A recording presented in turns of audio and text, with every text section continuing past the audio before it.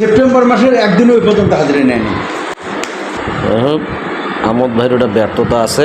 তবে চাকরি করে না, ছাত্রও তো নাই, হাজিরাটাও ঠিক মতো করে না, কাজটাও ঠিক মতো করে না, মনিটরিং বোর্ড নাই, কি বোর্ড নাই, একটা স্কুলের একটাতে এত সরকার টাকা দিতেছে আপনাকে যাতে কাজ করেন, এই যে এত অপরিষ্কার কেন আপনার রুম? আগস্টে নেই, টোটালি নেই, একদিনও ক্লাস নেয়নি।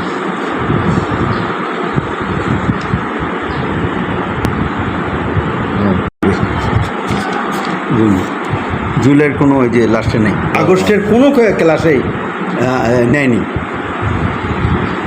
সেপ্টেম্বর কোনো ক্লাস হয়নি। জুনের বন্ধ থাকলে তো কিছু ক্লাস হয়েছে, পুরো মাস তো আর বন্ধ ছিল না। দেখো লাস্টের দিকে কোনো হাজিরা নেই। অক্টোবর এটা দরকার নেই, অক্টোবর। এই ক্ষেত্রে মনে করেন এটা কি সরকারি যে টাকা খাচ্ছেন এর বৈধ? হ্যাঁ, তাহলে এই বৈধ করতে গেলে প্রতিষ্ঠান নিয়মিত খুলতে হবে, তারপরে পাঠদান দিতে হবে, বাচ্চা না থাকলে মনিটরিং করতে হবে। আর প্রতিষ্ঠানের যে শ্রেণীর হাজিরা খাতা, সেই হাজিরা খাতা নিয়ে তাদের হাজিরা শিটে মানে টিচার শোনে না, নাম বলেন, এই দুদিনে সহকারী টিচার হাতে নিয়ে দেবা, যে কয়জন আছে সে হাজিরা টানবা। তা আপনি প্রধান শিক্ষক হিসেবে দায়িত্ব কি পালন করেন? মানে কম, ও মানে না। এটা কি এটিওকে জানাইছেন? জানান নাই? টিওকেও জানান নাই? ডিপিওকেও জানান নাই? তাহলে এটা আপনার ব্যর্থ না? আচ্ছা, আপনি তো এই প্রতিষ্ঠানের একজন দায়িত্বে আছেন, স্লিপের বরাদ্দকৃত কোনো টাকা কি কাজে লাগাইছেন? কোনো টাকা নাই। শোনেন, এখানে মনিটরিং বোর্ড নাই, তা সেক্ষেত্রে এই টাকাগুলো কি পারপাসে কাজ করছেন? এখানে তো চলমান কিছুই নেই, এটা তো সব কিছু আপনি আত্মসাৎ করছেন।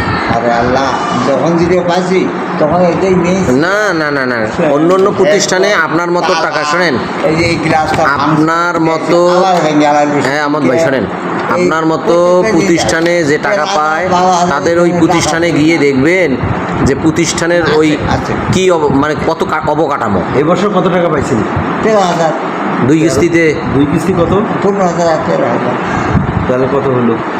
15,028। আপনার সরকারি প্রাক প্রাথমিক শিশু শ্রেণীর বাচ্চা তো একজনও নাই, কথাটাকে বলি, প্রতিষ্ঠানে নাই, এই মুহূর্তে নাই এখানে আপনার প্রতিষ্ঠানে। এই হাজিরা খাতাটা কোথায়? মনিরে কি ইসলামী ফাউন্ডেশন ছিল, এখন কোথায় সেটা? প্রতিষ্ঠানের বাহিরে কোনোদিন আপনার প্রাক প্রাথমিক বিদ্যালয়ের হাজিরা খাতা যায়? মা বাবা নিয়ে যায় ওইটা। আপনি কিভাবে একজন দায়িত্বরত হেড টিচার হিসেবে বলবেন যে আপনার হাজিরা খাতা আপনার যায় বাহিরে অন্য প্রতিষ্ঠানে জমা? এটা কেমন?